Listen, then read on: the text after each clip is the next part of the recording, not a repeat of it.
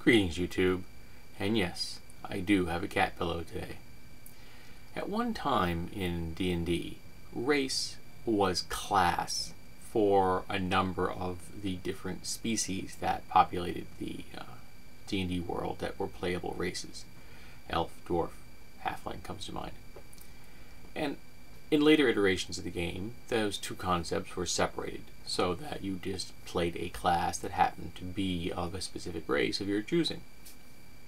And then we got around to 3rd edition, and we had, again, a completely diverse concept, but some of the races that were available were rather powerful. They had a very high level advancement.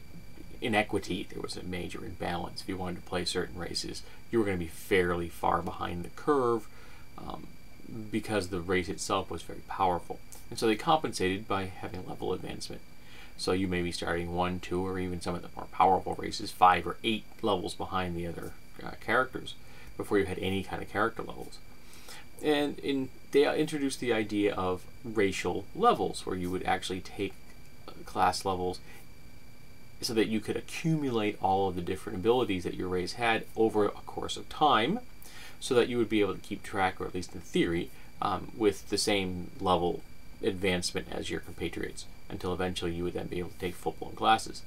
And they also introduced the concept of paragon classes, where you would take a short class, usually in like the 2 to 5 level range, to emphasize the characteristics of your race, becoming a better human or a better dwarf or something like that.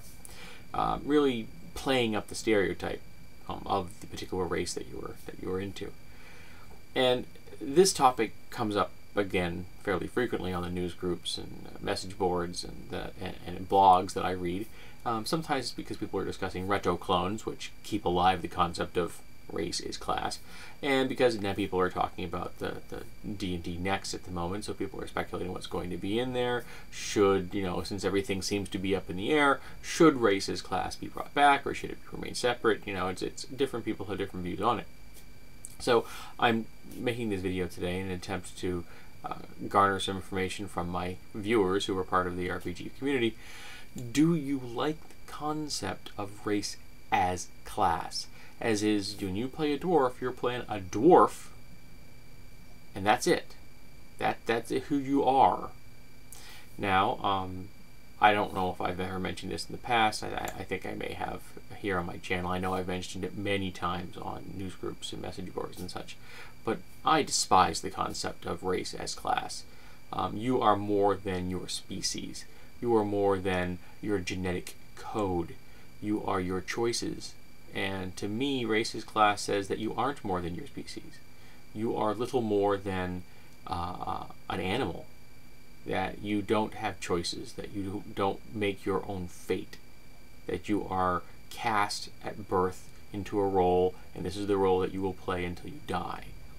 In addition, because some of the races, human being the most relevant here, are not cast, and they get to choose pretty much anything they want to play, I think that there is an inherent underlying racism involved in the concept that some races are essentially drones, and some races have free will and can do what they want.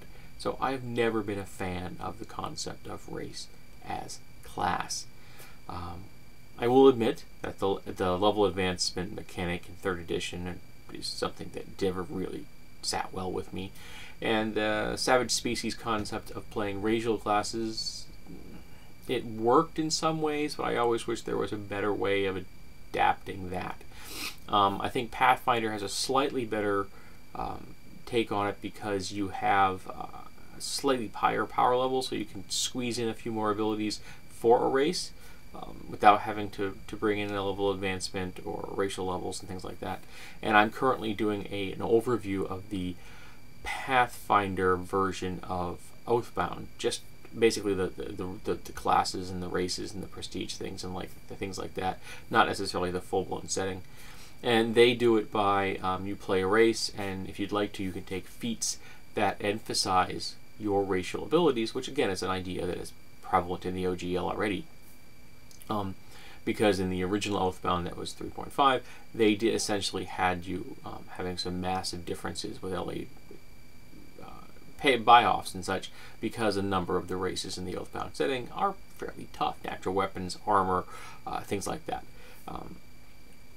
And I kind of like the way they handle that. But again, because Pathfinder is a little bit more powerful than the OGL, again, you can shoehorn a few more things in there without having to bring in LA.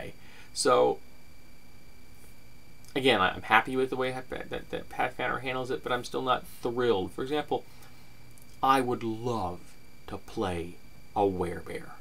That would be awesome from first level. I don't know how you pull that off without racial levels, because you have to start as a human, and then you have to bring in the lycanthropy somehow. If it's a natural ability, I would be playing a natural, where I would not want to having to evoke the whole concept of picking up the disease and things like that. I like the idea of there being some lycanthropes that they're bred for this, and that there are some that have pick up the affliction and become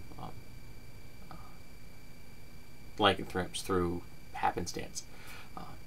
But I don't know how you'd play a werebear from first level without playing racial levels, because a werebear is incredibly powerful.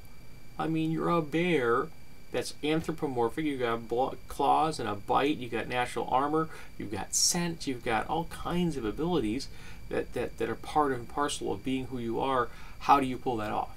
So it's a complex issue.